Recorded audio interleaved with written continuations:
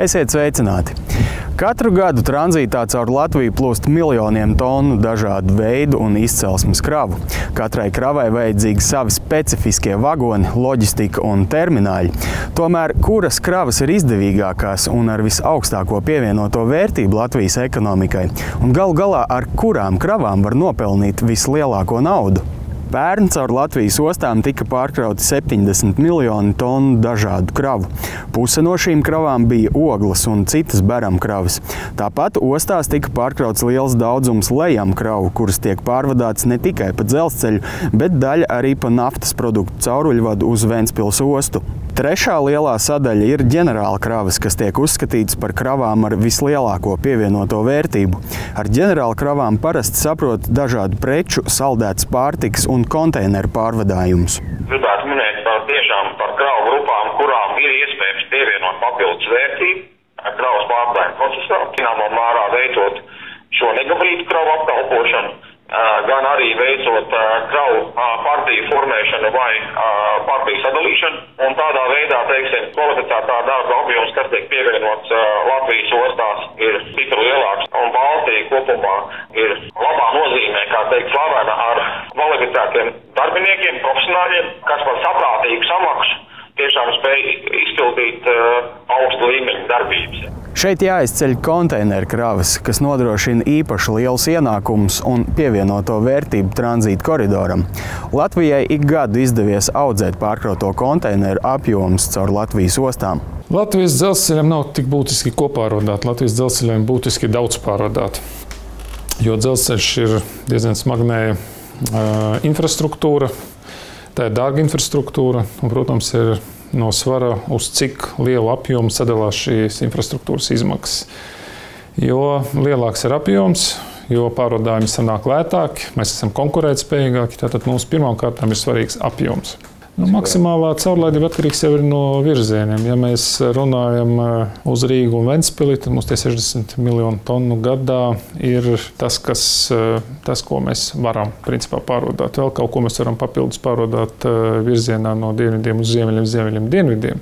Tur nav tik daudz tās kravas, tur mums ir brīvas, daudz jaudas.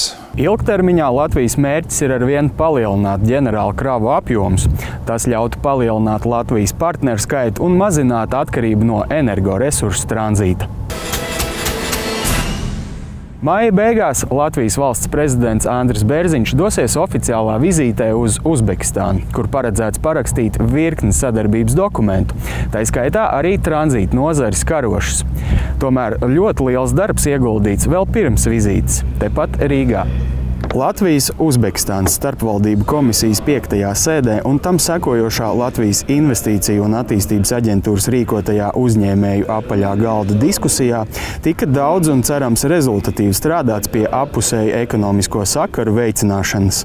Ir vairāk sadarbības projekti gan tranzīta jomā, tātad augļu, dārzeņu pārkraušanas jomā caur mūsu tranzīta koridoru, caur mūsu ostām.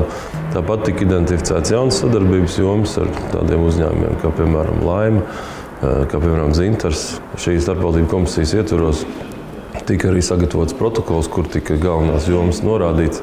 Un cerams, ka tuvākā mēneša laikā tas darbs turpināsies. Un mūsu prezidenta Bērziņa kunga vizītes laikā būs iespējams jau noslēgt kaut kādas konkrētas sadarbības līgumus arī plašāku sadarbību.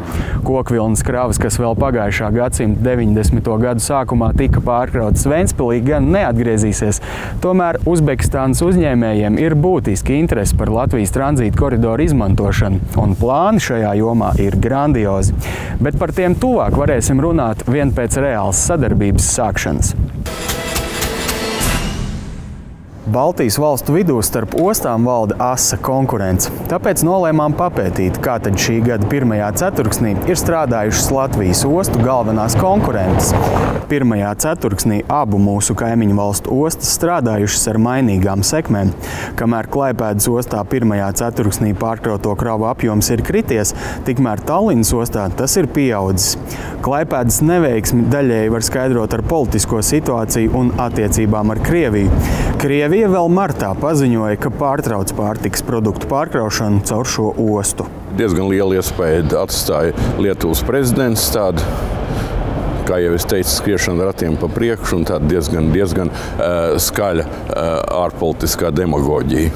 Bet kā uz Igaunijas un Lietuvas ostu fona izskatās Latvijas ostas? Izrādās, rezultāti ir pat ļoti labi. Rīgai arvien izdodas noturēt pārliecinoši lielākās ostas statusu pēc pārkrauto kravu apjoma. Savukārt Ventspils osta ir apsteigusi Klaipēdas ostu un pirmajā ceturksnī pēc pārkrauto kravu apjoma ir otra lielākā osta Baltijas valstu vidū. Latvijas ārpolitika neskrien zirgiem priekš un netaisa lielu troksni ar maz jēgu, kas ir ārkārtīgi svarīgi. Es domāju, ka Latvijas ostām izdosies savu līmeni noturēt. Cerēsim, ka uzņemtais temps tiks saglabāts arī nākotnē. Visu labu!